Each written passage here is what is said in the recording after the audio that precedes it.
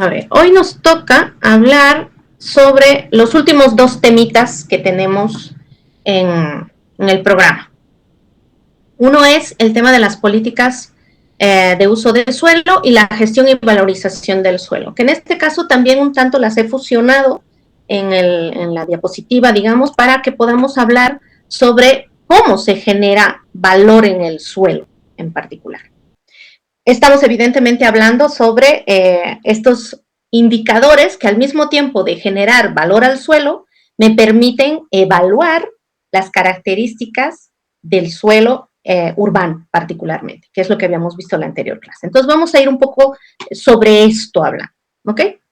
Vamos a iniciar conceptualizando qué es una política pública.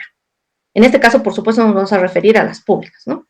¿Qué es una política pública? La política pública es un conjunto de acciones que implican decisiones, por lo tanto, que pueden estar agrupadas en programas y que el gobierno de las escalas correspondientes implementa con la intencionalidad de dar respuesta a necesidades a las problemáticas sociales. Incluida la inacción, porque no tomar acción frente a algunas problemáticas también se convierte en una política pública específicamente.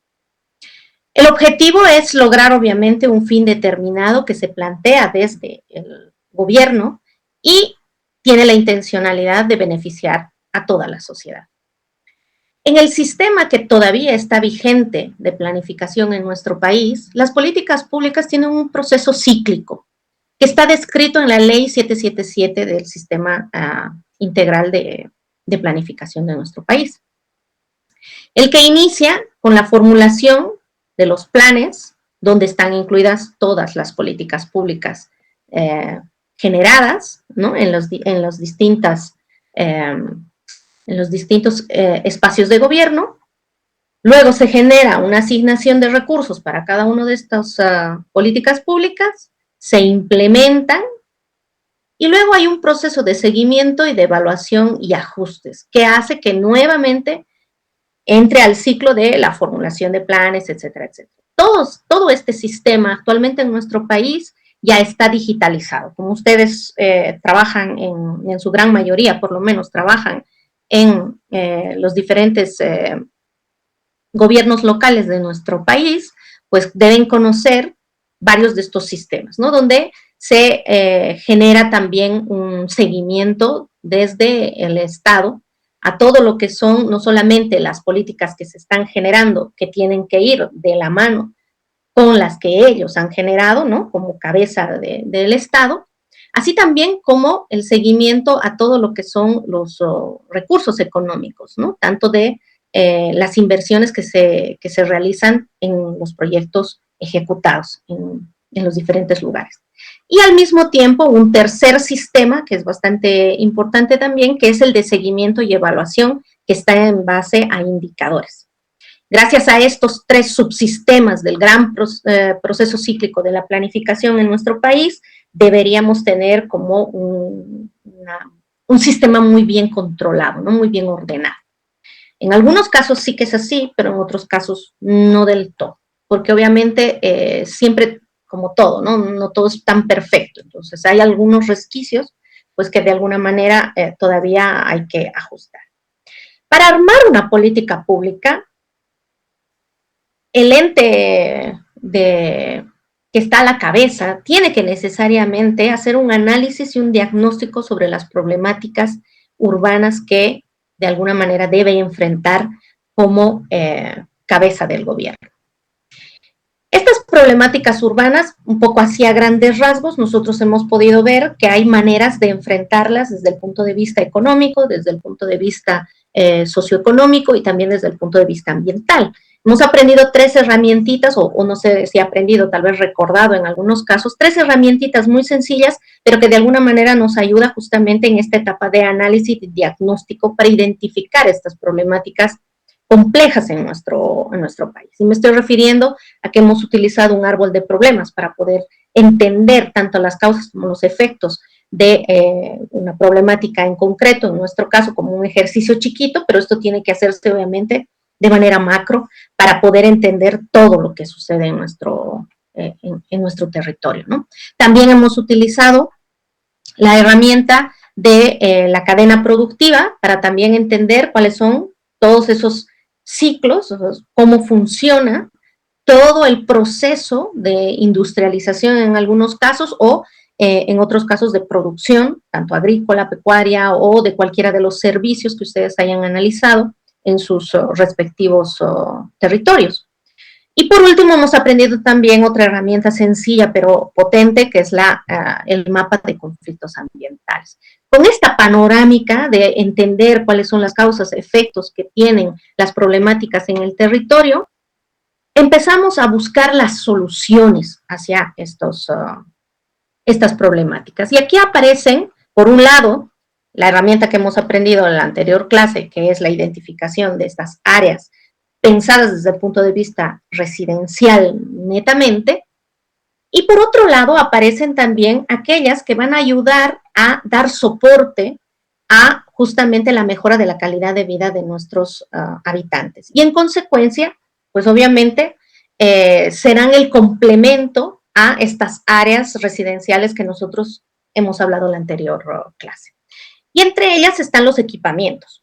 Equipamientos hay de muchos tipos. Las tipologías de equipamientos son bastante extensas y en función, además, de incluso cómo llamarlas, porque si bien yo les estoy haciendo aquí un listado, entiéndase que en algunos lugares se pueden de alguna manera anexar. Por ejemplo, seguramente ustedes han visto que en muchos lugares hay equipamientos que se unen entre educativos y deportivos, por ejemplo.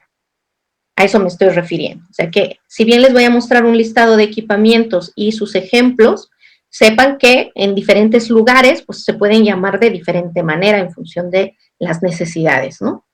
Entre los equipamientos están, por ejemplo, los institucionales.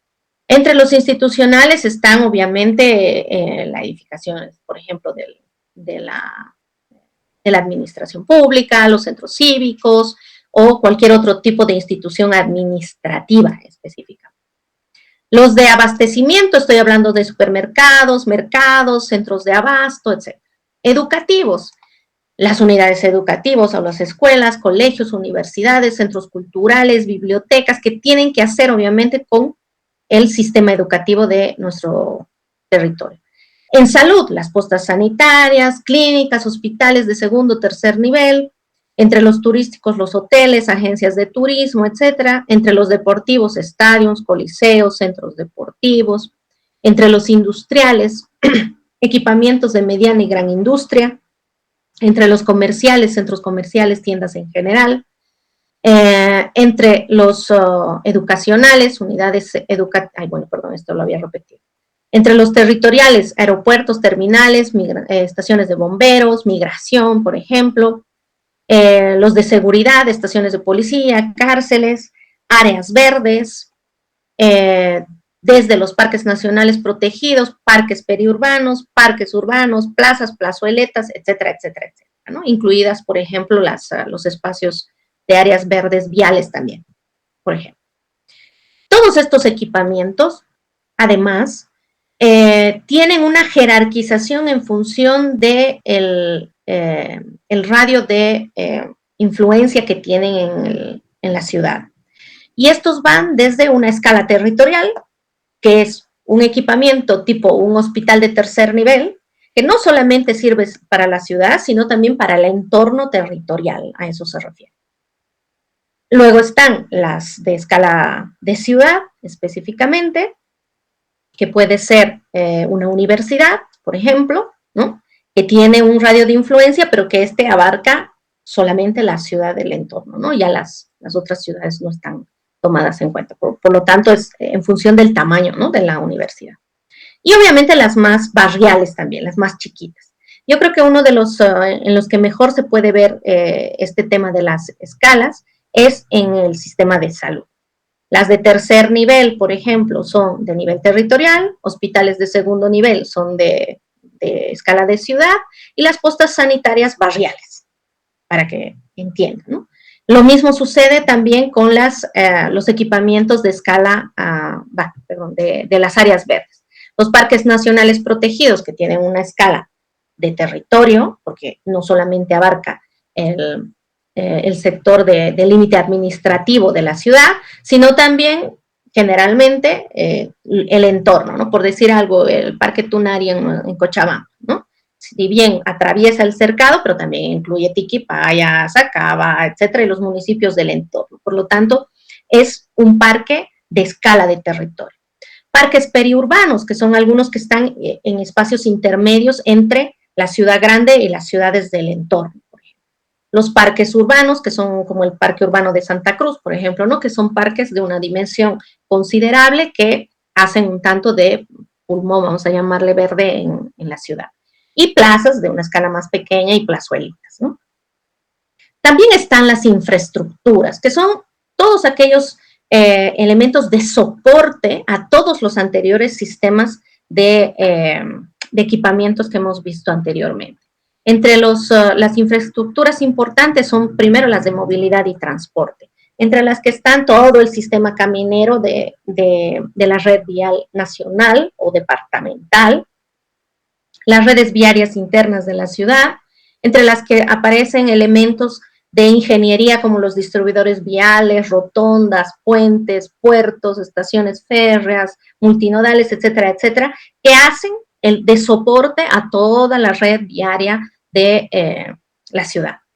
También están las de comunicación, donde están los shafts de servicio, que en este caso son horizontales generalmente, muy raro es el que utiliza verticales, en nuestro país por lo menos no.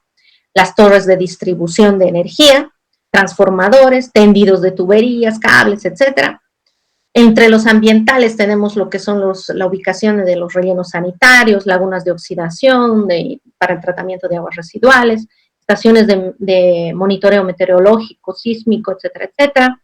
También están infraestructuras de emergencia como las estaciones de bombero, las brigadas de emergencia, cuarteles, bases militares, refugios, etcétera, etcétera.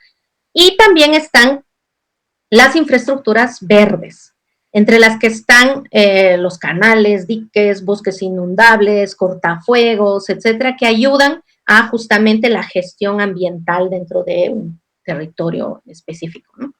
Todos estos elementos van a ser de alguna manera el soporte hacia todos los sistemas de los asentamientos humanos en los determinados ciudades y territorios. Por lo tanto, lo que nosotros vamos a añadir, como les dije en la anterior clase ahora, es a esta malla, digamos, que ya de alguna manera he construido con las áreas residenciales, estas áreas urbanas que hemos identificado, la intensiva, extensiva, la protegida y la de producción, vamos a añadir a esto también infraestructuras y equipamientos que de alguna manera ayude a que todo lo que yo he propuesto vaya a funcionar dentro de mi ciudad. Entonces vamos a construir nuestras políticas públicas a partir de eso.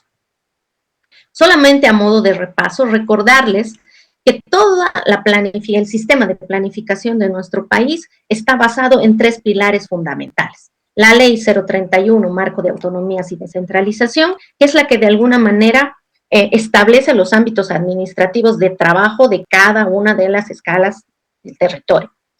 La Ley 482 de los gobiernos autónomos municipales, que establece las competencias que cada una de estas escalas tiene.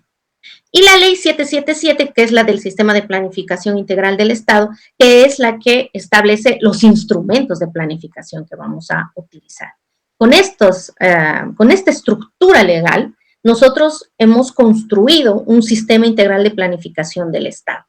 Es importante decir que este sistema integral de planificación se ha construido en estos 20 años que hemos tenido al anterior gobierno y que a la entrada de un nuevo gobierno es lo esperable que este sistema de planificación cambie.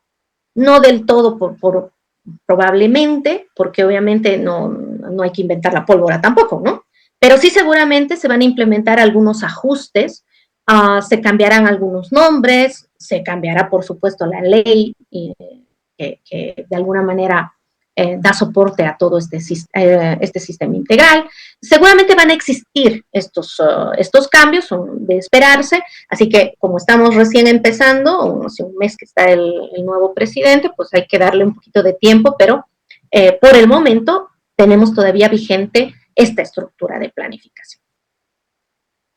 Todas estas estructuras, que no solamente es la de nuestro país, sino a nivel mundial, si no son iguales, son similares, ¿no? ¿Y dónde está la diferencia? Está justamente en el enfoque político, ¿no?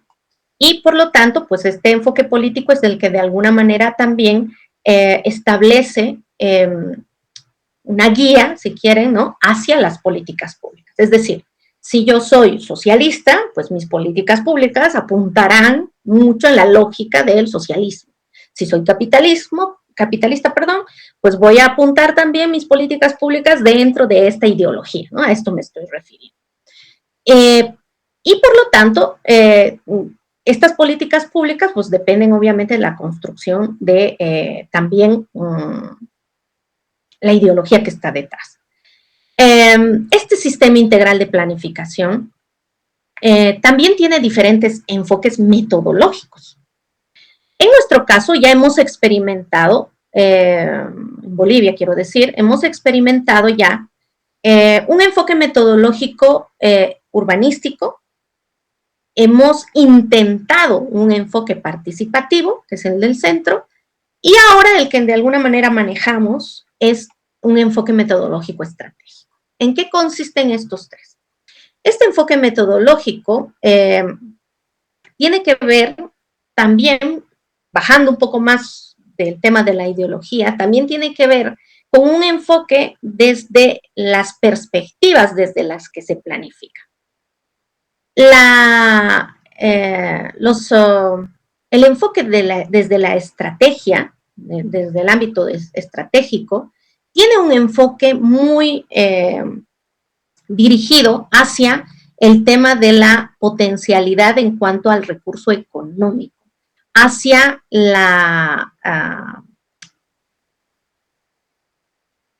a buscar que de alguna manera las inversiones que se realicen en el territorio sean acertadas y que tengan un impacto lo suficientemente importante como para que de alguna manera, políticamente hablando, pues impacte, ¿no? Pues sea relevante, quiero decir. Este tipo de metodología implica un equipo multidisciplinario, porque si bien el enfoque, digamos que habla más sobre temas de economía, poco a poco se han ido insertando para la construcción de estas políticas públicas desde el punto de vista desde la estrategia, pues otro tipo de disciplinas que de alguna manera ayuden a comprender por un lado las problemáticas y a encontrar las soluciones correspondientes y por lo tanto las inversiones apuntarlas hacia ese lado. El otro enfoque metodológico es el de la participación. La idea es la planificación en comunidad, ¿no? Donde la comunidad participe como parte o como actor del territorio que de alguna manera decide su propio destino.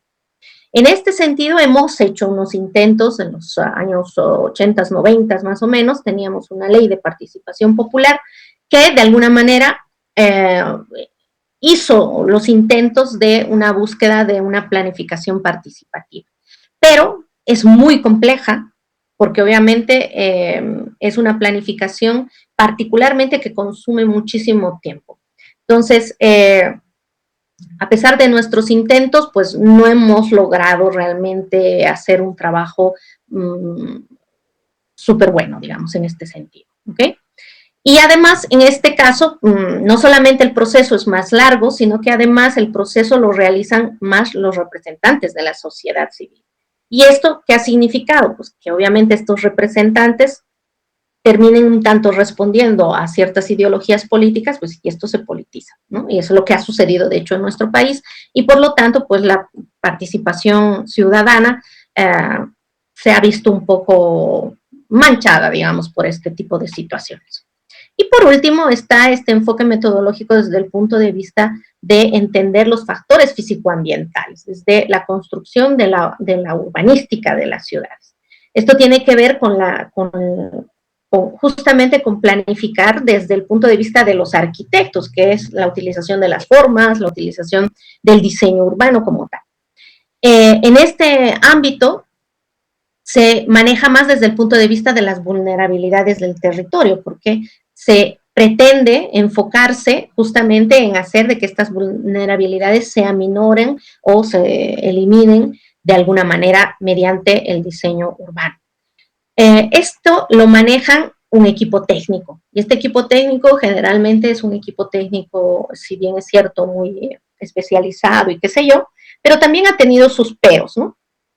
Porque obviamente al ser generado desde un equipo técnico cerrado, por un lado se ha tecnificado en exceso, y cuando se ha querido de alguna manera bajar, digamos, la propuesta de la planificación hacia la sociedad, ha habido este problema de no entenderse entre un lenguaje técnico y un lenguaje ciudadano, ¿no? Creo que seguro que varios de ustedes han vivido esto, me parece que no nos entendieran a los técnicos, pero es porque justamente nosotros tampoco hemos aprendido a hablar de manera que nos entiendan los ciudadanos, ¿no? Hay una altísima tecnificación de la planificación que también ha sido un problema.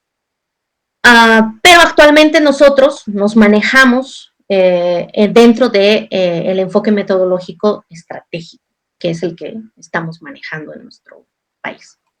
Y vamos a mirar ejemplos muy rapiditos, no voy a entrar en grandes profundidades al respecto, pero me interesa que entiendan más o menos cuál es el enfoque que tiene cada una de estas metodologías. Vamos a empezar desde la planificación estratégica, que seguro que es la que ustedes más manejan, que la tienen más presente, etc. La planificación estratégica es bueno, he intentado hacer como una especie de resumen así muy de los puntos que sí o sí tiene que tener esta metodología. Seguro que van a encontrar la metodología de la planificación estratégica puede ser mucho más larga o incluso mucho más corta cuando ustedes vayan a ver algo de bibliografía en otros espacios. Pero lo que yo he intentado es justamente abstraer las partes que sí o sí deberían estar para poder de alguna manera hablar sobre una metodología de planificación estratégica. Lo primero que la planificación estratégica hace es, repito esto que es importante, la planificación estratégica nace desde la economía, es una herramienta que nace desde la disciplina de la economía. Por eso tiene como fin, fíjense el punto, ahí casi no se ven sus numeritos, perdón, pero el último numerito, el 6, tiene como finalidad la generación del presupuesto. Y justamente es porque el enfoque es desde ese punto de vista de los economistas. Y además, desde el punto de vista empresarial. Entonces, se van a fijar que no solamente los gobiernos municipales, sino también las grandes empresas tienen como primer punto, digamos, a trabajar en su planificación, la identificación de su visión y su misión. Es decir, ¿qué es lo que queremos ser? La visión que yo me planteo de aquí a 20, 25 años. ¿Cómo lo voy a hacer? La misión que yo tengo para poder construir esta visión que yo tengo a largo plazo, y bajo qué principios o valores, que también se los denomina, lo voy a hacer. No solamente los gobiernos municipales, sino también las universidades, por ejemplo, o las empresas grandes, tienen una visión y misión bien establecidos. Y es bajo esta visión y misión que de alguna manera toda la empresa o toda la universidad, todo el gobierno municipal se rige. Entonces, primero que nada, punto número 1, establecer bien claramente cuál es mi visión, mi misión y los principios o valores con los que yo voy a construir eso.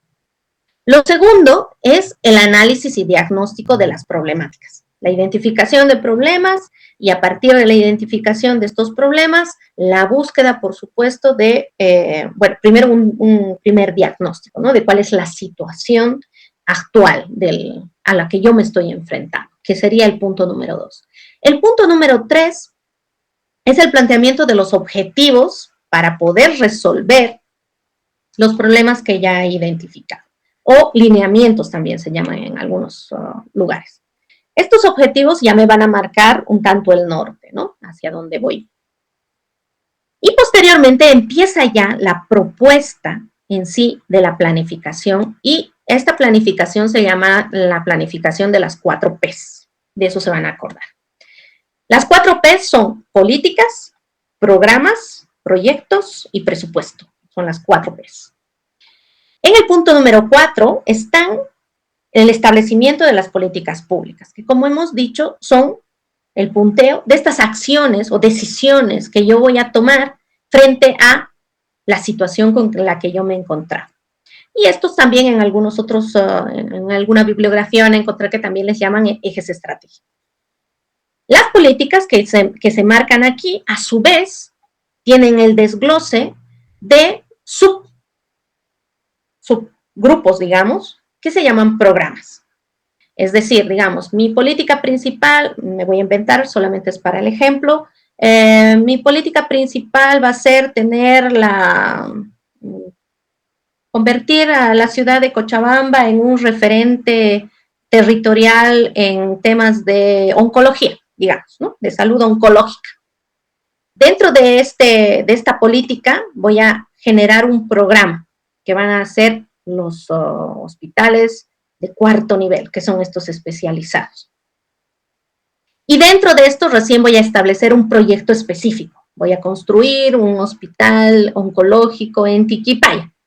Entonces, de alguna manera ahí están las 4 escalas. Espero que se haya podido entender con este ejemplo. Y cuando ya tengo establecidos los proyectos específicos que van a ser el conjunto de mi planificación, se establece el presupuesto para cada uno de ellos. Con eso tengo todo mi programa de planificación estratégica, además con su respectivo presupuesto y fuentes de financiamiento, que es importante también mencionar, ¿no? Este tipo de planificación es la que de alguna manera, además, debe estar entrelazada o dirigida por los lineamientos superiores. Nosotros hasta este momento nos hemos estado todavía guiando, hasta hace un mes, de hecho, con las políticas públicas establecidas en la Agenda Patriótica 2025, que seguro que ustedes también conocen, que es del movimiento al socialismo, ¿no? Que nos ha estado gobernando durante estos 20 años. Estos 13 pilares son los que de alguna manera han conducido nuestro país en estos 20 años anteriores, bajo esta visión que es el de vivir bien. Que si ustedes, si tienen curiosidad, porque ya ahora está tiempo pasado, como quien dice, pero si ustedes tienen curiosidad, pues es ir a ver qué es lo que se entiende por vivir bien y se darán cuenta que son un conjunto de justamente principios que de alguna manera se han querido construir en nuestro país para entender este nuevo concepto de ya no calidad de vida precisamente, no utilizando esas palabras, pero sí en la búsqueda de un vivir bien, que en este caso tenía que ver con un equilibrio con la naturaleza, que la autovalorización de nuestra cultura, etcétera, etcétera, ¿no? Este discurso que desde la ideología socialista, pues obviamente estaba establecido, ¿no? Estos 13 pilares ahora obviamente están en proceso de cambio, pues, ¿no? Porque ahora hemos cambiado de gobierno y ahora son otros que vamos a ver a continuación. Pero todos los municipios que hemos estado trabajando durante estos 20 años, pues han tenido que de alguna manera alinearse a estas políticas públicas establecidas en la Agenda Patriótica. Todos los PTDIs han tenido que de alguna manera alinearse con eso. Les quería mostrar un ejemplo, solamente les voy a mostrar así a grandes rasgos. Este plan es un plan antiguito, pero me sirve para el ejemplo de cómo se construye, cuál es la lógica, digamos, de la planificación estratégica. El plan Jaime de la Paz, que tenía como visión la Paz líder metropolitana, convertir a La Paz en el líder de su área metropolitana, establecía estos 7 ejes estratégicos o siete políticas públicas como muy claras. Barrios de verdad, revive el centro, la paz metropolitana moderna, la paz competitiva, la paz sostenible, la paz equitativa e incluyente y la paz participativa. Y todos los que ven ustedes a su derecha son, en este caso, los programas. El programa de los barrios de verdad, las comunidades de verdad, etcétera, etcétera, ¿no? Donde de alguna manera, a su vez, se derivaba, de educación, por ejemplo, se derivaba en proyectos específicos de construcción, de la unidad educativa, en tal, ¿no? Y lo mismo pues con los demás, por supuesto. Este esquema es el esquema que prácticamente maneja la planificación estratégica y la que de alguna manera hace posible que se aterrice en propuestas ya mucho más específicas, como es justamente el caso del el reglamento de usos de suelo y patrones de asentamientos, el USPA famoso de La Paz. Lo he tomado, el ejemplo es antiguito, sí, pero lo he tomado porque al día de hoy, como justo comentó hace un rato Marco Antonio, que decía, que hablaba justo, ahora en La Paz hay espacios que se densifican en altura y hablaba justamente de eso. ¿Por qué? Porque se estableció justamente a partir de este plan. El USPA de La Paz, que está vigente, por supuesto, al día de hoy, se estableció más o menos en los años 2008, cuando estaba Juan del Granado de alcalde en La Paz. Fíjense que la ordenanza 555 especifica cuáles usos va a tener específicamente los diferentes lugares en la ciudad de La Paz. Un plano así más o menos similar es justo el que nosotros vamos a construir, porque habla justamente, por ejemplo, de los patrones de asentamientos del suelo urbanizable, es decir, las densidades, las tipologías de viviendas que cada uno de estos espacios va a tener. Para ir un poquito más al fondo, vamos a ver uno de estos ejemplitos. Es justamente el sector del corazón de la ciudad de La Paz, el centro de La Paz. En la parte de del macrodistrito central, podemos ver específicamente estas subáreas donde por colores se establece el tipo de densidad que va a tener cada uno de estos sectores y en consecuencia la tipología de vivienda que se va a construir. Además, se añade todo lo que son las infraestructuras viales que van a complementar y hacer posible la construcción de este espacio, de este macrodistrito, según la planificación que se había planteado en ese momento.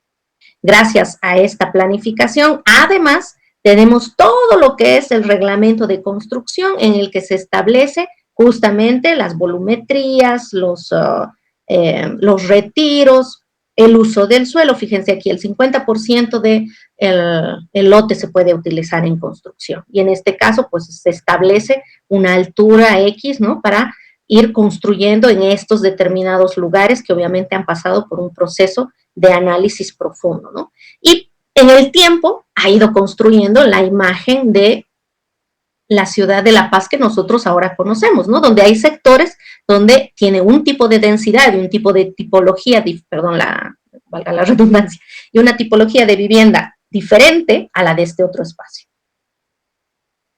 De esta manera es que vamos construyendo en función justamente del establecimiento de los usos de suelo.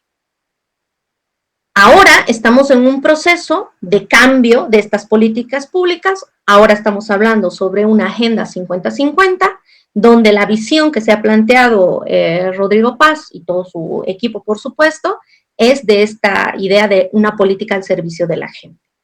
Dentro de esto, él se ha planteado 14 políticas públicas que son los ejes que ahora marcarán a todo el territorio boliviano, ¿no? Dentro de estos está, por ejemplo, el tema de la Agenda 50-50, que seguro que ya han ido ustedes escuchando bastante, la implementación de un sistema educativo de calidad y competitivo dentro de estos, bajo la idea de la Agenda 50-50, es decir, que los municipios, respectivamente, van a ser los que de alguna manera de su territorio, pues van a tener que ir planificando justamente todo lo que es y complementando el sistema educativo de su territorio. Mejoramiento del acceso a la población del sistema de salud de calidad, también bajo la Agenda 50-50, es decir, ya no se va a centralizar como antes, sino van a ser las gobernaciones y las municipalidades las que de alguna manera trabajen en la construcción del sistema de salud por la cercanía particularmente al territorio, ¿no? La creación de fuentes de empleo estables en coordinación con el sector privado, eso también creo que lo estamos viendo de una manera muy clara, él se ha acercado mucho hacia el sector privado en todo el territorio justamente para de alguna manera no solamente aprovechar de alguna forma la dinámica económica que generan, sino también para introducir todo lo que es las necesidades de trabajo y empleo de nuestro país. Por lo tanto, cuenta con el sector privado para que justamente se vayan a generar estas fuentes de trabajo principalmente, ¿no? La seguridad social inclusiva, universal, de calidad, mejoramiento de la calidad de vida de los sectores vulnerables de la sociedad, entre ellos mujeres, niños, adolescentes, los LGTBI, tercera edad, personas con capacidades diferentes, animales, ¿no? Protección del medio ambiente y la utilización responsable de los recursos hídricos, el fomento de la ciencia, tecnología e investigación a través de la inyección del capital público y privado. O sea, va a haber esto no lo hemos visto mucho, yo creo que recién en el tiempo vamos a ir viendo, pero dentro de sus pilares está invertir en investigación, tecnología y ciencia, ¿no? Desde el Estado. Incentivo al deporte y el financiamiento a los atletas, algo que ha sido muy solicitado hace muchos años. Evidentemente nuestros atletas necesitan tener una estructura donde de alguna manera poderse apoyar para de alguna manera competir a nivel internacional particularmente. La promoción del desarrollo sostenible de la actividad turística, la reactivación de la exploración de hidrocarburos y la utilización de energías renovables, desarrollo sostenible, equilibrio de la industria minera, protegiendo los derechos de los pueblos indígenas y comunidades, así como del medio ambiente, la reforma del régimen penitenciario con el objetivo principal de la reeducación y reinserción social de los reclusos y la disminución de la criminalidad, la modernización de las instituciones que forman parte de la seguridad y defensa integral del Estado y el fortalecimiento de la seguridad ciudadana integral, con participación ciudadana, coordinación interinstitucional y cooperación internacional. Me he detenido un poco en leerlos, disculpen, pero creo que es importante porque todo lo que nosotros hagamos desde hoy en adelante tiene que de alguna manera alinearse a esta idea, a estas ideas, mejor dicho, a estas 14 políticas que de alguna manera están soportando el actual gobierno nacional, ¿no? Aparte, obviamente, él hace una reestructuración bastante importante de algunos sectores bastante importantes, ¿no? Como el caso del modelo económico, el de la modernización del seguro público y del sistema judicial, que son los 3 en los que se están trabajando actualmente, ¿no? Estos van a sufrir, aparentemente, a ver hasta dónde llegamos, ¿no? Pero aparentemente van a sufrir cambios bastante drásticos, ¿no? Esta es la idea que tiene, este es el planteamiento que tiene el actual presidente y a su vez, pues todas las escalas de territorio tendrían que alinearse para el cumplimiento realmente de esta agenda que se ha planteado. ¿Cuáles son las cualidades o potencialidades que tiene este tipo de planificación? Primero, que permite una alineación clara con otros programas multiescalares, como les he mencionado antes, ¿no? O sea, de estos 13 eran o 14, pues ahora 14, perdón. De los 14 de la agenda, ¿no? Los puntos de la agenda que se ha planteado, pues conociendo esto, es fácil que nosotros de alguna manera alineemos todo lo que estamos trabajando en función de esto, ¿no? A eso se llama alineación. Entonces, es mucho más sencillo, evidentemente, que haya una lógica desde jerárquica, ¿no? Desde arriba hacia abajo, para la alineación de los diferentes programas, proyectos y políticas públicas en general, ¿no?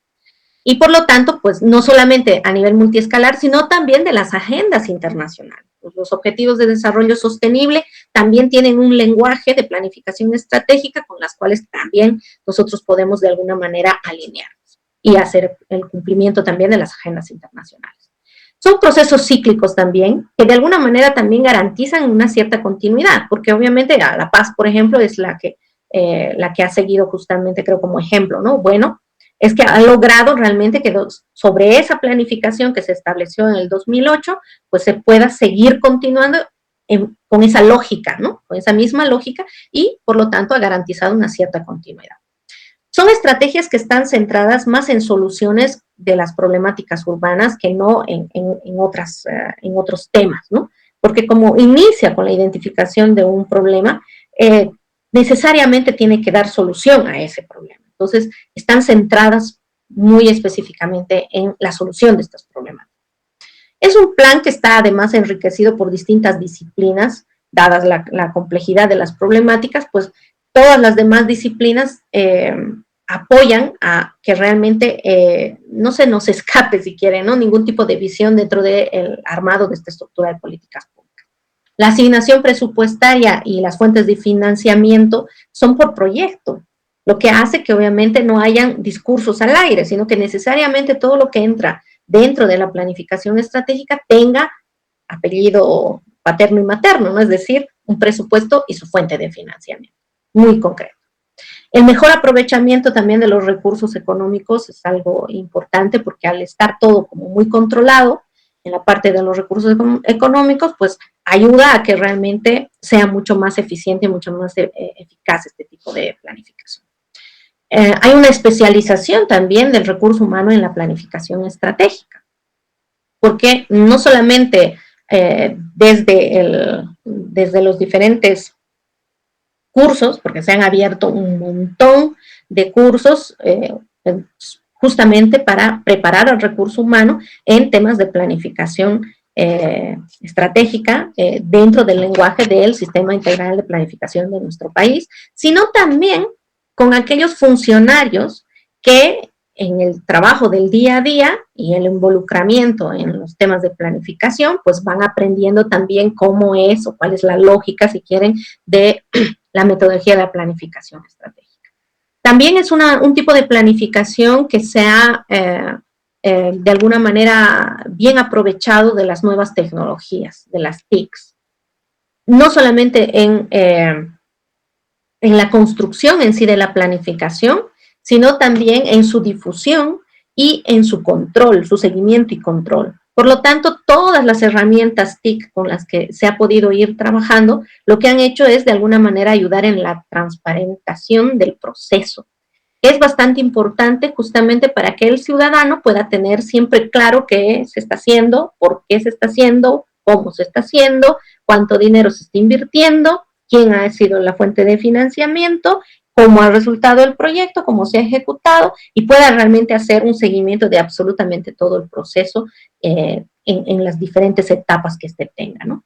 Y lo otro es que también, en función de la difusión, pero son planes que de alguna manera han podido hacerse visibles a nivel social, es un plan que es conocido por todos, justamente por la repetición básicamente de esta agenda, ¿no?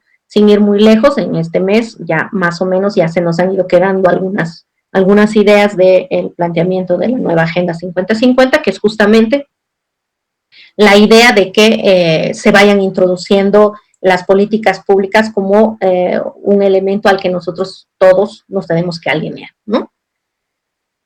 Pasemos a la planificación participativa. La planificación participativa, se darán cuenta que viene del mundo de la sociología, donde los actores sociales, los involucrados, digamos, en la ciudad, son los que de alguna manera ganan protagonismo, ¿no? Con la idea de que la planificación debe ser para la gente y hacerse con la gente. ¿Por qué?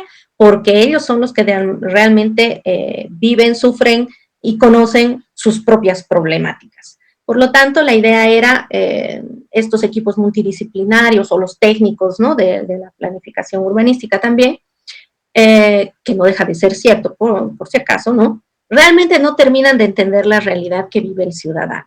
Entonces, la idea era que el ciudadano genere, o es, mejor dicho, que el ciudadano genere su propio proceso de planificación. Dentro de esta metodología de la planificación participativa, se entiende como los protagonistas a los actores sociales en concreto.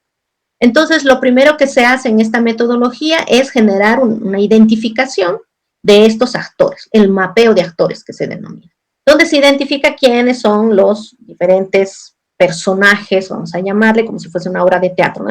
Son todos los personajes que actúan en el territorio, industriales, del área educativa, del área de salud, niños, ancianos, no sé, industriales, comerciantes, transportistas, ¿no? Todos los que de alguna manera actúan dentro del territorio. Luego se hace un mapeo de los intereses y los conflictos que se generan de estos intereses de cada uno de estos actores. Se hace como un entramado en el que se identifican cuáles son los intereses que pueden ser comunes y cuáles son los que de alguna manera generan conflicto entre los diferentes actores. Este paso es un paso muy importante porque obviamente basándose en esto es que de alguna manera se genera la idea del plan como tal. Luego se hace una identificación y análisis de las problemáticas con su diagnóstico, como en el caso anterior, el análisis y el diagnóstico de problemáticas, y luego en función también de la identificación de los intereses comunes, se genera un objetivo común. Este objetivo común es el que de alguna manera va a regir la planificación. Si en el otro caso se llamaba visión-misión, en este caso se llama objetivo común. Todos vamos a ir por esto, porque es lo que nos interesa a todos, de alguna manera, ¿no?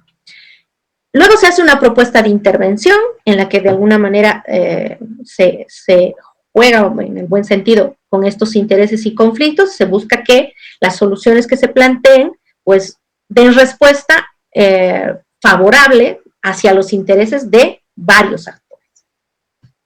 Aquí viene una etapa dentro de esta metodología que es fundamental y muy importante en ella en particular, que es los ajustes y validación.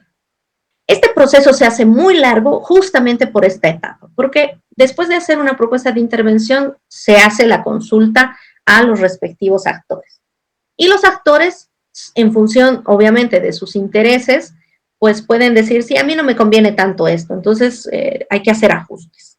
O en el otro caso, me va a perjudicar esto que ustedes están generando, entonces yo quisiera que lo ajuste. Entonces, este proceso de validación que implica unas etapas de ajustes bastante considerables en muchos casos, pues suele ser el que alarga mucho este proceso y es el que de alguna manera afecta, digamos, a que no se pueda desarrollar del todo de manera en un tiempo, ¿no? Determinado, en concreto.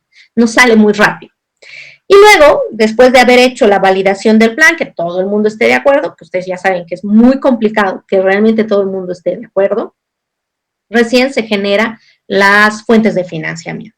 En estas fuentes de financiamiento están involucrados los mismos actores, es decir, este tipo de planificación busca de que los mismos actores sociales o económicos o de los diferentes intereses participen del financiamiento de los diferentes proyectos que se plantean. Es decir, vamos a construir, no sé, el pavimento del barrio X, y que los vecinos del barrio X digan, bueno, nosotros vamos a aportar contacto, ¿no?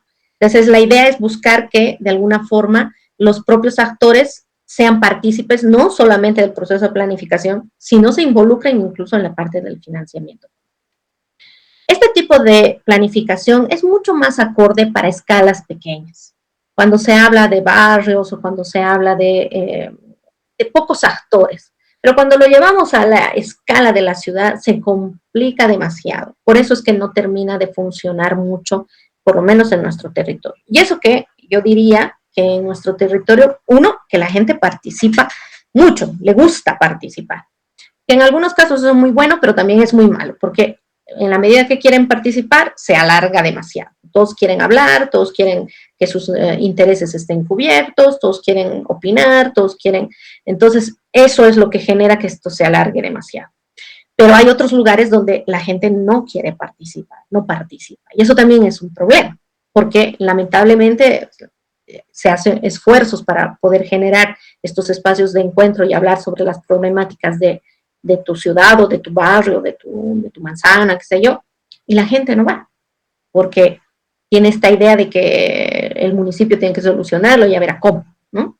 Entonces, es un tipo de planificación complicada realmente de manejar, pero muy bonita porque cuando se involucran de verdad, cuando se consigue que los vecinos se involucren en la búsqueda de sus propias soluciones y además aporten, no solamente desde el punto de financiamiento económico, también puede ser desde el punto de vista de la mano de obra, pues obviamente se hace una construcción de tu barrio, de tu ciudad con tus propias manos, ¿no? Y eso hace que obviamente la gente se empodere y que de alguna manera se convierta en un defensor de su propio territorio. Aquí en el ejemplo más o menos es, como verán, es un conjunto de ciudadanos de diferentes tipos, entre niños, adultos, que de alguna manera están hablando sobre lo que les sucede a su ciudad. Este es un ejemplo de un manzano, y se hace una identificación de las problemáticas, etcétera, etcétera, con la guía de un técnico, por supuesto, ¿no? Y la búsqueda entre todos de soluciones que de alguna manera favorezcan a, a eliminar el problema por un lado y que por otro lado, que no afecte o que de alguna manera los intereses de todos los actores que están participando no se vean afectados. Fíjense que aquí empieza a determinarse también usos de suelo. Se establece qué es lo que va a funcionar aquí, cómo va a funcionar, en algunos casos elementos complementarios como las vías que van a tener que implementarse, etcétera, etcétera, etcétera, ¿no? ¿Cuáles son las cualidades de este tipo de planificación? Es una planificación para y con la gente, que esto es fundamental, y es un tipo de planificación de abajo hacia arriba, no como en el anterior caso, siempre desde arriba hacia abajo.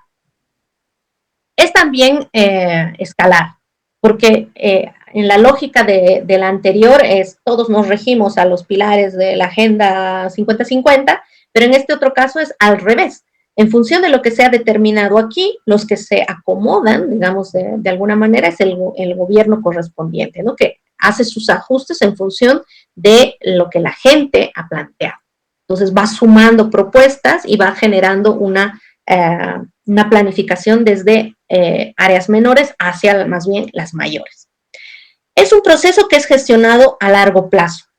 Si bien es cierto el proceso es muy largo, también lo que garantiza es que poquito a poco este plan se vaya ejecutando y por lo tanto a largo plazo se hace en función de lo que se ha dicho, porque como esto ha pasado un proceso de legitimación, los ciudadanos muy difícilmente se ponen en contra de alguno de los proyectos que se plantean porque los han generado ellos mismos.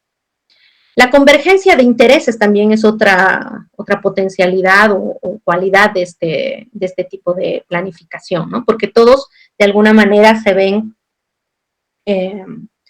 sus necesidades se ven cubiertas y en consecuencia se sienten bien con la propuesta que se hace, ¿no? Y el trabajo que se está realizando en la planificación. Impulsa capacidades también de negociación y consenso social. Evidentemente es un tema que tenemos los bolivianos, por lo menos necesitamos trabajar mucho, muchísimo. Creo que es una de nuestras grandes falencias, ¿no? No somos capaces de escuchar y mucho menos pues negociar, porque el negociar de alguna manera es buscar un cierto equilibrio, ¿no? No puedes ganar siempre. Vamos a tener que de alguna manera renunciar a algunas cosas a favor de otras, obviamente, ¿no? Y esto es un tema que no sabemos hacer los bolivianos. Es muy complicado realmente la negociación y el consenso en nuestro país, pero es algo que tenemos que practicar y tenemos que, sin duda alguna, impulsar para que de alguna forma, pues, sepamos hablar, ¿no? Y respetar los puntos de vista de las otras personas, y entenderlas de alguna manera. Compromiso de diversas fuentes de financiamiento, que esto, como les decía, ¿no? Ya no solamente se fija en una fuente de financiamiento pública, o sea, no solamente es el gobierno municipal que verá lo que hace y cómo hace, pero sacará plata de donde puede, sino hay un compromiso de generar nuevas fuentes de financiamiento que pueden ser pequeñas, pero que al mismo tiempo pues genera este compromiso con el proyecto de los diferentes actores, ¿no? Los proyectos son más eficaces y tienen un costo mucho más efectivo, porque obviamente están pensados en la solución de un problema desde el actor que lo vive. En consecuencia, la solución es mucho más eficaz, estará más conforme con ello, y los costos también serán cubiertos de manera más directa, ¿no? Sin costos adicionales que en algunos casos pues a veces encarecen los proyectos. Y el plan influye de manera muy directa, además, en su entorno, porque gracias a esto, pues el entorno en general tiene una mejora en la percepción, ¿no? de la gente. Y por último, termino con esto, la planificación urbanística. La planificación urbanística es esta que decíamos de los arquitectos, la que trabaja con las formas de la ciudad específicamente. En esta planificación lo que interesa es justamente entender estos sistemas urbano-territoriales desde el punto de vista físico-espacial. Entonces, el primer paso es analizar las matrices del sistema urbano-territorial, es decir, las vías, las parcelas, tipologías arquitectónicas, espacios públicos, etcétera, hacer nuestras famosas capas de los arquitectos, ¿no? Donde hacemos un análisis por capas de todos estos elementos urbanísticos de la ciudad. A partir de ello se hace una identificación y territorialización además de las problemáticas del territorio. Esto de la territorialización hace referencia a la ubicación georreferenciada, si quieren, no es para tanto, pero buscar la ubicación exacta de dónde se genera o dónde se produce el problema urbano en concreto. A partir de esta identificación y diagnóstico urbano, por supuesto, lo que se genera es un planteamiento de la imagen objetiva. Si en el otro caso habíamos hablado de un objetivo común, ahora estamos hablando de una imagen objetiva, es decir, ¿qué tipo de ciudad es la que quiero construir? La imagen de esa ciudad que quiero construir. A partir de ahí se genera una propuesta de intervención y a partir de la propuesta de intervención se desglosa en los diferentes planes o proyectos derivados de esta propuesta general. Y lo que aquí se define como último son modelos de gestión, es decir, cómo vamos a hacer posible estos planes y proyectos, quiénes los van a llevar adelante, cómo se van a gestionar. Eso es lo que se genera en este tipo de planificación. El ejemplo que considero que puede ser mucho más visible en este sentido, este tipo de planificación, es el de Cochabamba, de la ciudad de Cochabamba, que en el año 2010 sacó su normativa, la ordenanza municipal 4100, que es la que está vigente, es la que rige el actual crecimiento de la ciudad, en la que se establece específicamente por colores, igual como ustedes están viendo, cuáles van a ser las zonas. Por ejemplo, esta zona de color amarillo y de color lila son espacios de regulación, el de color lila, que es el centro histórico de la ciudad de Cochabamba, y su alrededor el de conservación de la imagen de la ciudad, el de color amarillo, que es el entorno inmediato del centro histórico, para que se hagan una idea, ¿no? Luego están más bien el de renovación, el del cambio de la imagen de la ciudad, que es el de color medio rosado que ustedes están viendo aquí. Las de color verde son de consolidación de la imagen urbana, porque son todas las áreas que están particularmente en pendiente. Alguien hablaba de las pendientes, justamente, que hay que de alguna manera regular. Las de color anaranjado son de preservación del paisaje, y los ejes de color rojo, que son los ejes de crecimiento vertical, es decir, el planteamiento de la ciudad de Cochabamba en su densidad en altura, en edificabilidad. Este plan es el que de alguna manera ha hecho posible este crecimiento paulatino que ha tenido la ciudad de Cochabamba en su densificación, particularmente en áreas densificadas, en edificio, ¿no? Que en su gran mayoría son en torre. Pero también, obviamente, está conservando o está también regulando los diferentes otros tipos de densidades del entorno de la ciudad, que de alguna manera, en algunos casos es por conservación, en otros casos es por las pendientes, en otros casos es porque está en zonas de riesgo, etcétera, etcétera, etcétera, ¿no? Donde de alguna manera se busca la regularización del tipo de densificación que van a tener estas diferentes áreas. ¿Cuáles son las cualidades? También de manera un poco rápida. Uno, que hay una relación muy directa del sistema de la ciudad y de su territorio. O sea, no se puede planificar este tipo dentro de la lógica de la planificación urbanística, no se puede planificar la ciudad solita sin considerar el área territorial. La imagen objetivo es una estrategia en sí misma de planificación, porque todo está en relación a la construcción de esta idea de ciudad que nosotros queremos construir. La planificación multiescalar con una visión regional, ¿no? Porque no solamente de esta propuesta de imagen objetivo hacia adentro, sino también hacia afuera, porque de alguna manera ayuda a que este tipo de ciudad que se está construyendo afecte de alguna forma a cómo también se encara su entorno territorial inmediato y regional. Es una planificación que se puede generar por periodos y puede hacerse a largo plazo, porque cada uno de ellos, al subdividirse en pequeños planes derivados o programas derivados de esta planificación, pues se puede generar por años, digamos, ¿no? Este año vamos a hacer este plan, este siguiente, bla, bla, bla, así por etapas.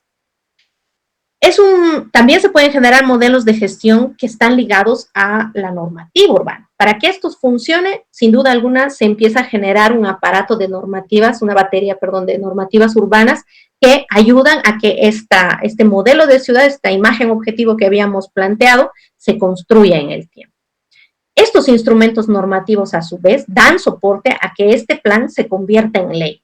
Si bien en nuestro país todavía no tenemos que nuestros planes aprobados, nuestros famosos PTDIs, qué sé yo, o el plan urbanístico aprobado, se lo entienda como ley y que no se empiece a alterar, se cambien usos de suelo y se hagan estos matufiadas internas, que estoy seguro que ustedes entienden mejor que yo, porque lo están viviendo día a día.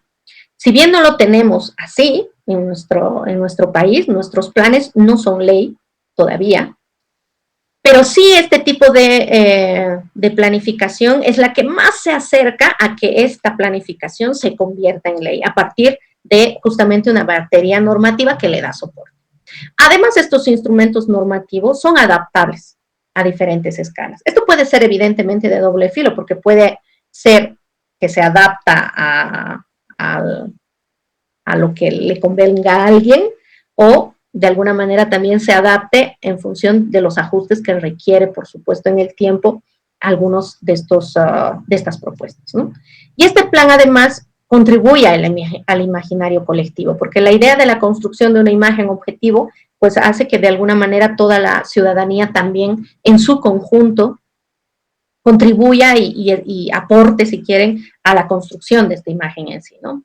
La idea de la ciudad jardín de Cochabamba es este imaginario colectivo de esta imagen objetivo que quiere construir la ciudad de Cochabamba y que de alguna manera pues la sociedad en su conjunto comparte, ¿no? Y por eso los cochabambinos solemos estar muy orgullosos de decir eso, ¿no? Nuestra ciudad es una ciudad jardín.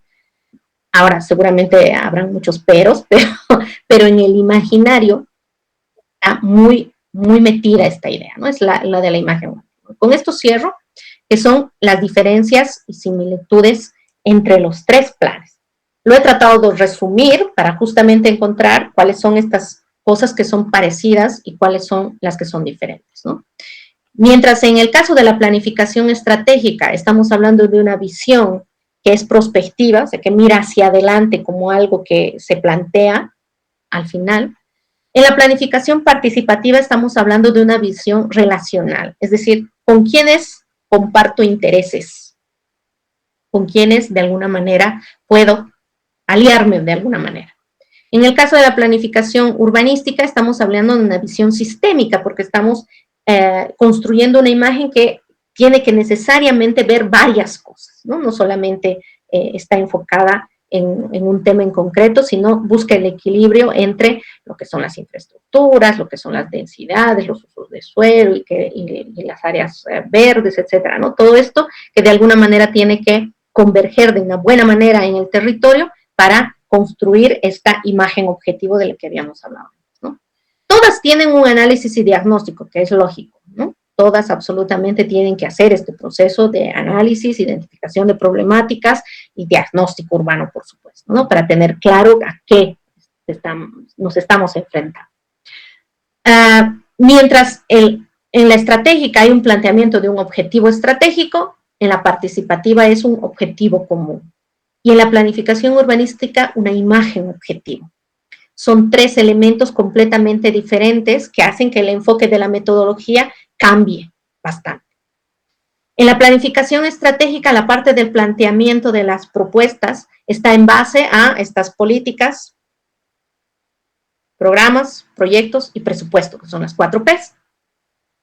En el de la participativa son propuestas y ajustes, que es cíclico también, ¿no? Hasta que todo el mundo esté más o menos contento con la propuesta.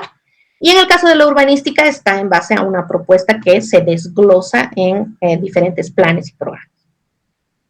para llegar a como final, digamos, la finalidad de cada una de estas metodologías. En la planificación estratégica es la construcción de un presupuesto, en el de la participativa, la construcción de una batería de entidades de financiamiento, y en el caso de la urbanística, de un modelo que haga posible esta planificación.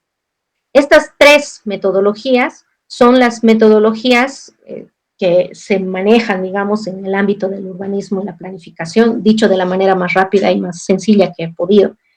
Como les adelanté, no sé si recuerdan, pero cuando iniciamos el módulo, les dije que el trabajo que íbamos a realizar, el trabajo final del módulo, íbamos a realizarlo en base a una metodología, que es una metodología abierta, esto quiere decir es de uso libre, pero que es de autoría de la Cátedra UNESCO Ciudades Intermedias, Urbanización y Desarrollo, que la dirige el arquitecto Josep María Llop, un urbanista bastante reconocido en España.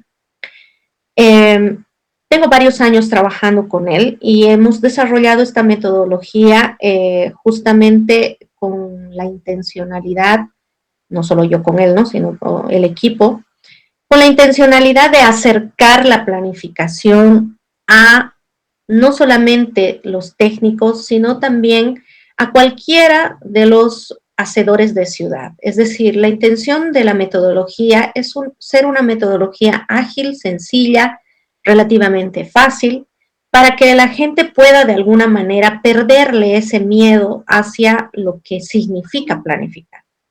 Por supuesto que no desmerece para nada la complejidad que necesita, que requiere el enfrentarse a un proceso de planificación, y más aún de una ciudad, más si es grande, ¿no?, en los diferentes tamaños de esta ciudad, pero sí tiene como objetivo hacer que se sienta fácil de hacer, ¿ok? Nosotros ya hemos empezado, las etapas del proceso de la metodología, y ya hemos empezado nosotros trabajando la parte de la encuesta CIMES, que es la etapa número 1. En esta encuesta lo que se pretendía es justamente de que ustedes, aquí está el autor de toda la metodología, por cierto, es el arquitecto Josep María Llop, para que lo conozcan, lo identifiquen. La encuesta lo que pretendía era justamente que ustedes construyan un perfil de la ciudad con la que van a trabajar, y hagan un primer análisis y diagnóstico sobre las problemáticas que tiene esta ciudad. Desde el punto de vista de la recopilación de datos, por un lado, tanto estadísticos, geográficos, de estructura social, económica, etcétera, etcétera, así como también hemos hecho ya una primera aproximación hacia lo que implica también la estructura morfológica de la ciudad. Con esto del entender el radio y la línea, nos ha ayudado a entender más o menos la escala y la forma que tiene esta ciudad. Esta ha sido la primera y la segunda etapa del proceso, que es la encuesta y un primer prediagnóstico, porque en base a la recopilación de la información, ustedes han podido ya un poco aproximarse al tipo de problemáticas que tiene esta ciudad con la que ustedes están trabajando. Ahora vamos a trabajar la etapa 3 y simplemente vamos a mencionar la etapa 4 porque no vamos a poder hacerla por cuestiones de tiempo. Pero que sepan que la etapa 4, en la 3 primero vamos a armar el plan como tal, una propuesta en concreto, y la etapa 4 es la parte justamente de debates o ajustes. Este es la herramienta con la que de alguna manera podemos ingresar, es como el preámbulo hacia la apertura de la participación ciudadana, tratando justamente de entrelazar las 3 metodologías de las que les he hablado anteriormente. Vamos a trabajar particularmente en la planificación urbanística y la estratégica dentro del plan, de la propuesta del plan base como tal, pero con esta herramienta ya construida, con la propuesta base construida, es la antesala para el inicio de un proceso de participación ciudadana. La idea es que esta herramienta les sirva para esto. También es una herramienta que va a servir para el debate político, porque de la misma manera que es la antesala para la participación ciudadana, también puede servir como antesala para, sobre la base de las propuestas, iniciar el debate político con los actores de cada una de los gobiernos municipales.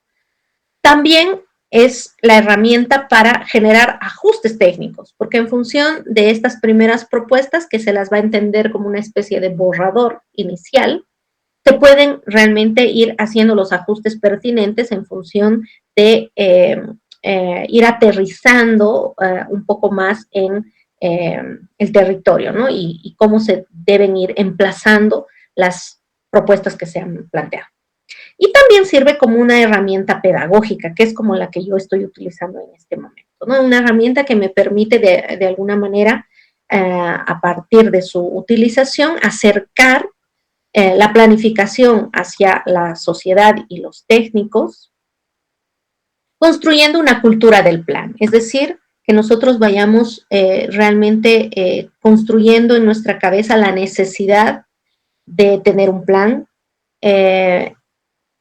la manera de utilizar un plan, el cómo deberíamos de alguna manera leer el plan y hacerle un seguimiento y una evaluación posterior también dentro de este proceso. Por lo tanto, pues vamos a entrar dentro de esta etapa 3. En la etapa 3 vamos a construir un solo planito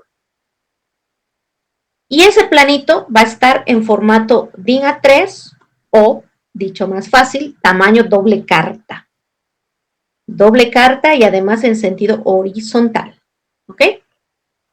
Esto por favor anótenselo claramente.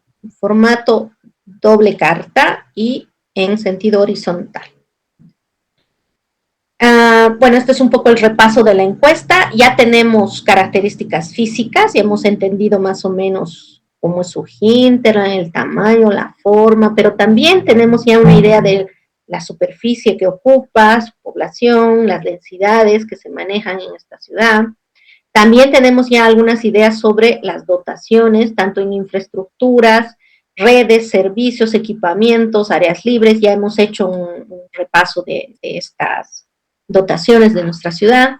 Tenemos también ya ideas sobre sus características socioeconómicas, también sobre vivienda, las características organizacionales, cómo está compuesto el gobierno, el presupuesto que maneja, la visión que se ha planteado la ciudad, los proyectos que está encarando la ciudad, tanto antes como los que van a construirse de aquí a 10 años. Por lo tanto, ya tenemos este perfil como bastante bien armado en el trabajo que se ha realizado en la encuesta CIMES. Entonces, en base a esto es que vamos a ir construyendo nuestro plan. El plan es, en esquema, esto que ustedes están viendo aquí. Es un plano, lo que vamos a construir es, ustedes me tienen que entregar una lámina que tiene en la parte central el plano de la ciudad, que identifica las diferentes áreas que ustedes han estudiado ya, o sea, el área urbana intensiva, extensiva, de protección, la de producción agropecuaria, y además, ahora vamos a hacer el añadido de establecer algunos proyectos complementarios que se van a territorializar para hacer posible este modelo proyectado de ciudad que ustedes están planteando.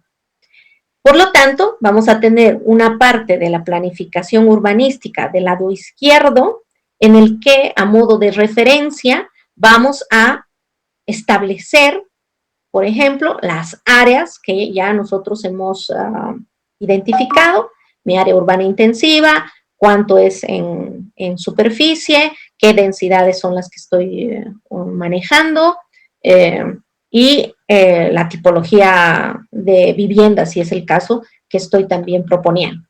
Voy a describir de todas las áreas y ahora vamos a aumentar esto, que lo voy a explicar con un poco más de calma, algunos elementos que van a ser complementarios a justamente este primer acercamiento que hemos tenido de las propuestas por áreas. Y aquí en la parte derecha vamos a tener los proyectos estratégicos o políticas públicas que yo establezco ya dentro de mi planificación y estas vendrán de manera específica. ya tenemos una parte de estos proyectos estratégicos un tanto identificados, porque ya hemos avanzado viendo cuáles van a ser las áreas intensivas, extensivas, las de protección y las de producción. Y por lo tanto, algunas de ellas se van a transformar en proyectos estratégicos, como por decir algo, ¿no? En el caso de la ciudad de Cochabamba, por ejemplo, ¿no? Ya se establecía que en el centro histórico iba a haber una cierta regularización en cuanto a las alturas de las edificaciones, por ejemplo, ¿no? Entonces aquí voy a hacer ya un plan de regulación en el centro histórico que ya está de alguna manera identificado. Entonces voy a desglosar, lo mínimo que debo tener son 10 proyectos, los 10 proyectos que hacen mi propuesta de planificación. Fíjense que el lado izquierdo son recogidos del lenguaje o del modo de hacer de la planificación urbanística, que va a generar una imagen de ciudad que yo estoy proyectando. Y del otro lado voy a trabajar con la planificación estratégica, que estableciendo un conjunto de políticas públicas o de programas, proyectos específicos, va a generar también una batería de proyectos que me ayudarán a construir una visión de ciudad en función de este modelo, digamos, o esta metodología, mejor dicho, de planificación. Por lo tanto, es un plan acción, porque voy a tener en concreto establecido el lugar en específico donde voy a hacer este proyecto en concreto. Lo que podría venir a continuación aquí ya es justamente el establecimiento de su presupuesto y sus fuentes de financiamiento de cada uno de estos proyectos, ¿no es cierto? Pero ahorita vamos a trabajar solamente hasta aquí, por si acaso, ¿no? Se entiende entonces este como un plan que es un plan de acción, porque ya establece en concreto cómo vamos a construir la imagen de ciudad que nos hemos propuesto. Para eso vamos a hacer lo siguiente. Aquí vamos a retomar, y no me acuerdo si era Marco Antonio el que tenía algunas dudas. Vamos a trabajar sobre lo que ya estábamos haciendo, lo que ya hemos avanzado un poco, que es lo de los perímetros y superficies en las que ya he identificado mi área urbana intensiva, la extensiva, la de protección y la de producción agropecuaria, si en el caso tengo, por supuesto, en mi ciudad. Al respecto de esto, voy a identificar, o diré, voy a tener cuantificado la superficie, preferentemente en hectáreas, porque vamos a manejar números más pequeños, en hectáreas de cada uno de estos espacios, de estas áreas. Y a continuación también voy a tener ya establecidas las densidades que estoy proponiendo y la tipología de viviendas que estoy proponiendo para estos sectores. ¿Okay? Hasta aquí ya hemos avanzado teóricamente, digamos, ¿no? Que es la tarea de la anterior vez. Entonces, vamos a trabajar ya sobre lo que estábamos haciendo, ¿ok? Entonces, nuestro planito ya tiene, voy a hacer la suposición, ¿no? De que ya tiene identificadas mis áreas intensivas, extensivas, las de protección también ya las he visualizado y las de producción. Las vamos a pintar de los colores que les estoy planteando aquí, por favor, ¿ya? Que coinciden más o menos con lo que les he pasado. La intensiva es de un color gris más oscuro, la extensiva de un color gris un poco más claro, la de protección, que son zonas de riesgo, y las patrimoniales son de color un tanto marrón, café. Y las áreas de producción agropecuaria vamos a utilizar un color verde para identificarlas, ¿ok? Para complementar esto, como les había mencionado la anterior vez, vamos a trazar la red vial principal, entendiendo la red vial principal como la red por donde generalmente circula el transporte público cotidiano. Este nos va a marcar las vías principales o estructurantes de nuestra ciudad, junto con algunas que puede ser que sean de una escala menor, pero que de alguna manera son las que permiten que la movilidad y el transporte en esa ciudad funcionen. Para identificarlas, lo ideal es identificar por dónde circula el transporte público cotidiano, por dónde pasa más. ¿Okay? También vamos a identificar los nodos importantes, estos cruces de vías que en algunos casos son lugares de conflicto vehicular. Los nodos principales que tienen las diferentes ciudades, los cruces ya existen, es decir, algunos lugares donde atraviese algún tipo de cruce importante, o puede ser un cruce de vías, pero que sea de alguna manera relevante en la estructura de la ciudad, y puentes, si tiene, por supuesto. Esto vamos a rayarlo en color rojo, ¿ok? Y aquí ya vamos a hacer alguna parte de las complementaciones para que esto que ya estaba empezando un poquito a leer con los perímetros y superficies de las áreas urbanas que he identificado, puedan funcionar. Por decir algo, si ya he ido marcando un área extensiva en una zona que ya he identificado que podría ser el espacio donde podría crecer, porque ya tiene un cierto porcentaje de servicios básicos, donde ya hay una cierta cantidad de población asentada y que hay la tendencia al crecimiento, pero necesita una vía de conexión. Entonces, uno de mis proyectos estratégicos va a ser justamente el trazar la vía que va a conectarse y hacer posible que mi área extensiva, pues en los 5 siguientes años, pues vaya a ir creciendo poco a poco. Cuando esta vía no existe, o sea, es mi proyecto, estoy proyectándola, la voy a pintar de color rojo también, pero, ¿cómo se llama? Punteada, ¿ok? No punteada, segmentada, perdón. Con línea segmentada del mismo color, pero segmentada.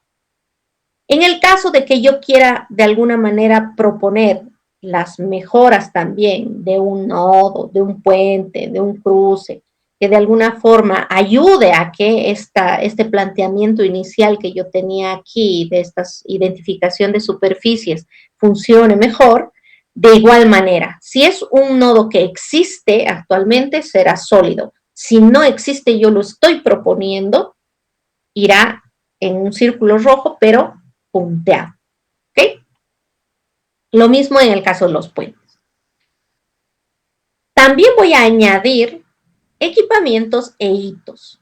Hitos entendiendo aquellos elementos, ya sean, en algunos casos van a ser equipamientos mismos, o en algunos otros casos también son elementos simbólicos. Por ejemplo, en Santa Cruz es un hito el Cristo, por ejemplo, ¿no?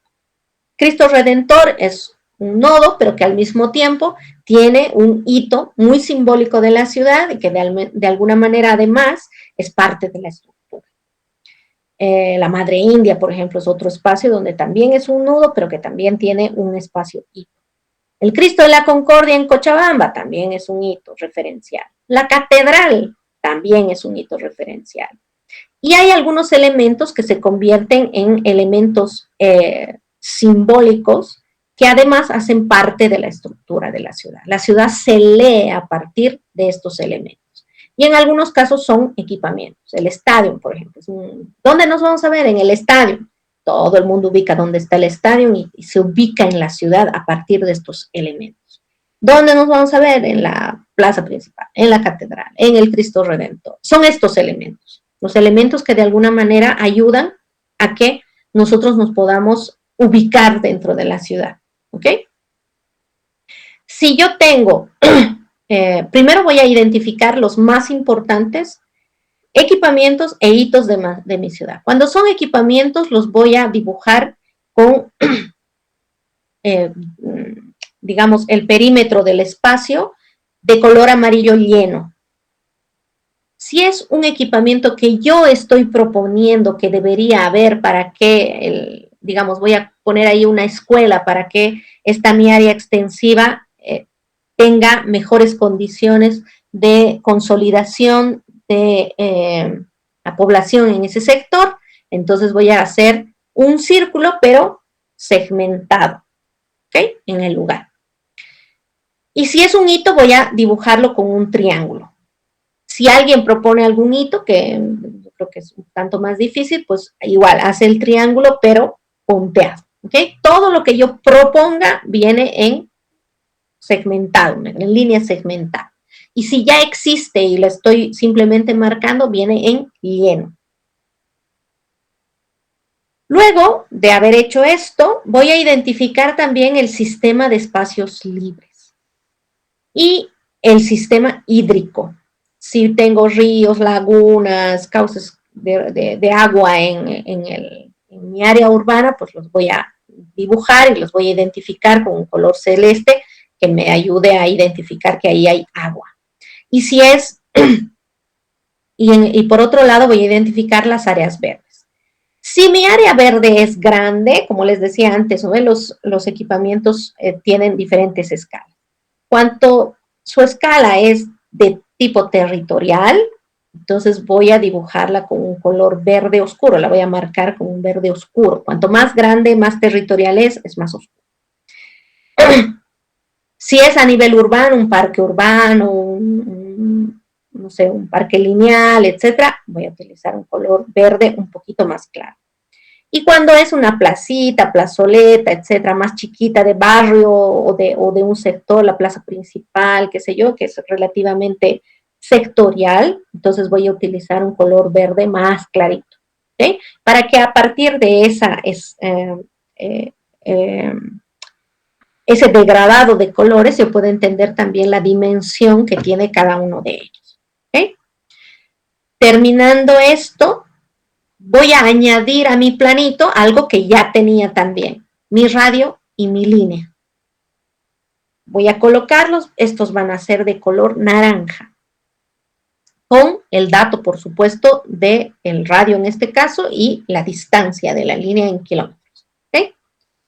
Esto me va a poder ayudar a entender el grado de compacidad y de densidad que hay en la parte del círculo, particularmente de la ciudad, y voy a poder entender un tanto su morfología. Luego voy a también introducir algo que también ya tengo, de alguna manera, solo que en este caso los voy a marcar como parte de los proyectos que estoy proponiendo. Voy a marcar las zonas de regulación, es decir, la de los asentamientos humanos que habíamos visto en la anterior clase, ¿no? Donde habíamos dicho vamos a integrar los asentamientos humanos que ya tengan condiciones al tejido urbano, porque sin duda alguna de aquí a nada van a poder realmente entrar a un proceso de regularización, porque ya tienen servicios, ya tienen equipamientos, ya tienen absolutamente todas las condiciones como para que se puedan integrar. Entonces, vamos ahí a plantear un polígono del sector que considero que de aquí a los 5 años siguientes puede entrar a un proceso de regularización e integración al tejido urbano de manera formal. ¿Okay? También habíamos hablado que dentro de estas propuestas posibles es, por ejemplo, el tema de la renovación. Es decir, algunos sectores que yo puedo plantear un crecimiento en altura, por ejemplo, ¿no? Que voy a cambiar la densidad de la edificabilidad en determinados sectores para ir absorbiendo justamente este déficit habitacional que he calculado. Entonces, también puede ser que tenga algunas zonas de transformación donde está particularmente las zonas de renovación de la que nosotros hemos hablado. También ustedes pueden implementar, por ejemplo, zonas de mejora, es decir, como proyecto, quiero decir, ¿no? En la zona, digamos, en mi zona de protección, tengo una zona de riesgo, por ejemplo, ¿no? Pero yo puedo empezar a trabajar ahí en una zona inundable, puedo implementar un parque inundable, de tal forma de que en los momentos en que este se inunda, pues se inunda y yo lo tengo controlado, y cuando está seco, pues funciona como parque. Entonces, estos son zonas de mejora. Es un proyecto que yo puedo de alguna manera trabajar a partir de proyectos específicos. La diferencia entre estos es, la zona de regulación funciona mediante normativa, reglamento, ordenanza que me ayuda a regular el crecimiento en esas zonas y establece parámetros de crecimiento mediante legislación o normativa. En cambio, en el caso de la mejora, tengo que plantear proyectos de intervención en un área. En el caso de la transformación, implica planes especiales y esto significa una transformación total. Por eso hemos hablado de renovación también. Va a cambiar completamente. Esto va a ser una mejora sobre algo que ya existe y la transformación es completa. Se va a volver otra cosa. ¿Ok? Y aquí voy a puntear los proyectos adicionales a estas cosas que ya he aumentado, que yo quiero introducir como equipamientos, como infraestructuras, que de alguna manera creo que son importantes para el buen funcionamiento de mi modelo de crecimiento que estoy planteando. El resultado debería ser una cosa similar a lo que ustedes están viendo en pantalla. Un plano principal donde se puede leer de manera muy clara las diferentes áreas. No le hagan mucho caso, por favor, a los colores de aquí, porque son otros, tiene otra lógica. Van a hacerle caso, por favor, a los colores que les estoy planteando aquí. Pero más o menos es la misma idea, ¿no? Aquí está la ciudad, en este caso es Suscal, en el Ecuador. Aquí están los datos mínimos básicos, digamos, del lugar, su población, la superficie que ocupa. Aquí están las referencias gráficas de absolutamente todo eso que describe las áreas.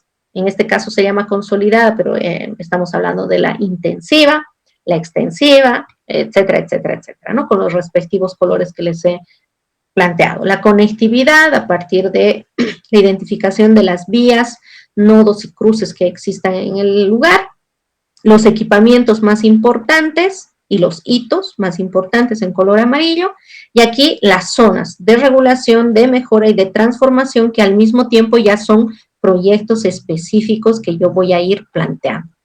Aquí, al lado derecho, está específicamente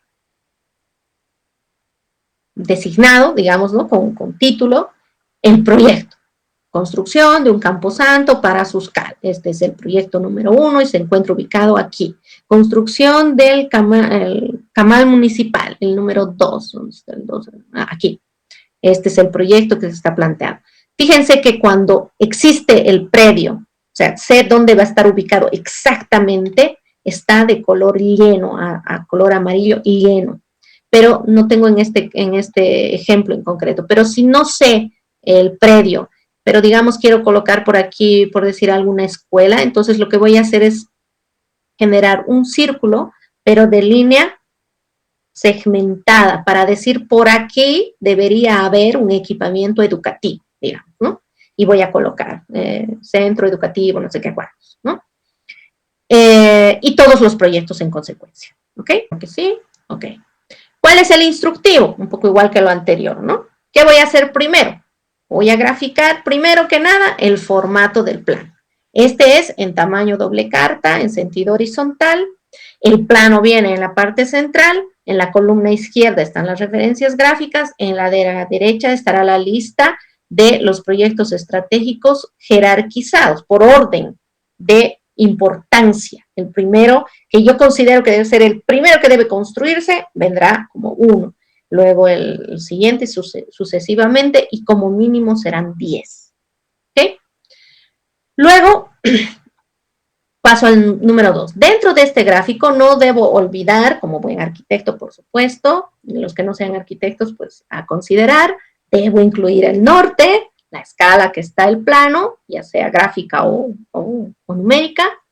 Debe estar el nombre de la ciudad, los datos generales, población, superficie, como hemos hablado, si quieren incluir densidades o algunos datos generales como nivel, sobre el nivel del mar, o no sé,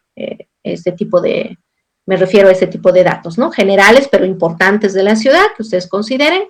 Y debe estar, por supuesto, su nombre para poder identificar quién ha realizado el proyecto, por supuesto, ¿no?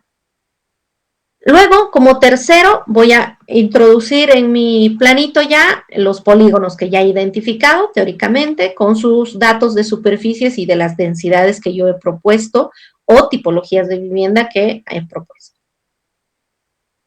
Después voy a introducir también en el gráfico de polígonos las superficies y densidades de aquellas áreas, si es que yo las he planteado como zonas de regulación, en el caso de los asentamientos irregulares.